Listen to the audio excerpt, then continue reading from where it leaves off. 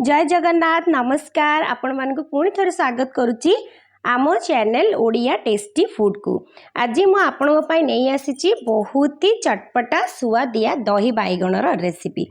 दही बैगण तो ओडिया घरे समस्त को पसंद, चाहे भोजी भात हो बाहागर हो दही बैगणटे निहाती दरकार।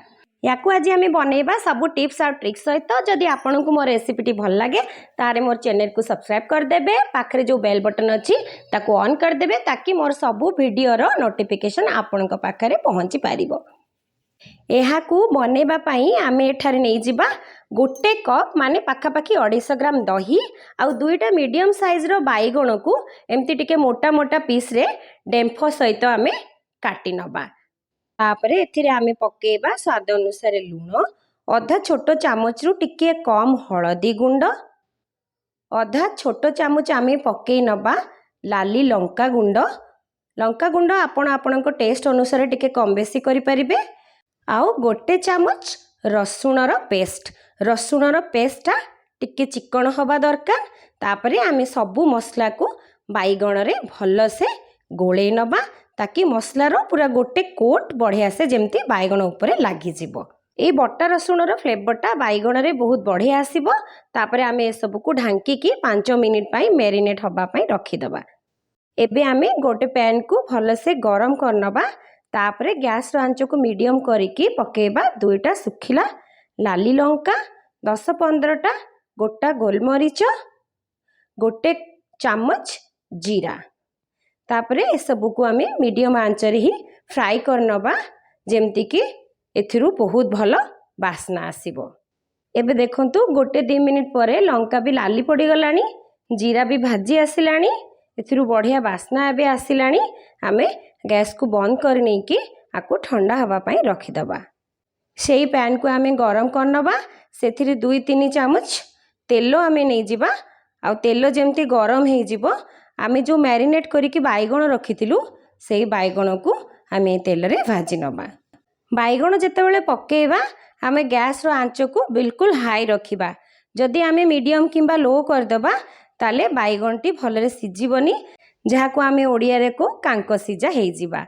या परे आमे घोडणी लगेई गोटे मिनिट पई ताको छाडी दबा। गोटे मिनिट परे आमे बैगण को पलटेई दबा सबुतक बैगण को। तापरे गैस रो आंच को आमे मीडियम करिकी दी साइड रो पूरा लाल हवा जाके बैगण गुडी को भाजी नबा। जदि आमे बैगण को प्रथमे हाई फ्लेम में कुक कर नबा तापरे आंच को मीडियम करिकी आमे बढ़िया से लाल करिकी भाजीबा ताले बैगण ऊपरु क्रिस्पी हे जिवो और भीतरु बहुत भल से कुक हे जिवो। एबे देखंतु बैगण गुडी को सबु पटु पूरा लाली लाली हे कि बढ़िया से भाजी हे गलानी। याकू आमे एबे गोटे प्लेट को बाहर कर नबा।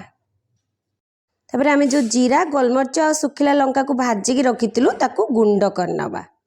एबे आमे गोटे बाउल ले नै जिबा गोटे कप दही आ सेथिरे अल्प अल्प पानी देई आको भल से फेंटी नबा। यार कंसिस्टेंसी को आमे मीडियम रखिबा, बेसी बहलिया करिबानी कि बेसी पानिया भी करिबानी। एबे आमे एथिरे पके नबा स्वाद अनुसार लूण आ गोटे छोट चामच चीनी। तापरे सबु को भल से गोले नबा। आ जो बैगण आमे भाजी की रखिथिलु सेटा पूरा ठंडा हे जाईची। एबे से बैगण गुडी को दही रे आमे पके नबा। एबे आमे इथरे तड़का दबा, सेथि पय जो पैन में बैगण भाजिथिलु सेथिरे अल्प तेल नै जिबा। एबे इथरे पकेबा आधा चामच सोरिष, आधा चामच जीरा, दुईटा पके नबा सुखिला लाली लंका आउ पके दबा किछि भुसंग पत्र। तापरे आको भाजी नबा आउ गैस को बंद करिकी छुंको को ठंडा हवा पय छाडी दबा। एबे छुंको पूरा ठंडा हे सारची। याकू आमे दही बैगण ऊपर पके नबा आउ सबु को भल से गोले दबा। तापरे आमे जो भजा जीरा सुखिला लंका और गोलमरच गुंड कर रखथिलु ताकू भी आ ऊपर पके दबा। आउ हाफ टी स्पून लंका गुंड पके नबा। सबु को बहुत भल से आमे गोले नबा। बस एबे हमर दही बैगण पूरा रेडी हे जाईची। याकू मु गोटे बाउल रे काढी नेइची। देखंतु केते सुंदर देखा जाउची। आपण निश्चित रेसिपीटी को एई उपाय रे घरे ट्राई करंतु। आउ यार स्वाद आपनकु केमिति लागिला मते कमेंट करिके निश्चित कुहंतु। पुणी देखा हबो आउ एक नुआ रेसिपी रे। Bye bye.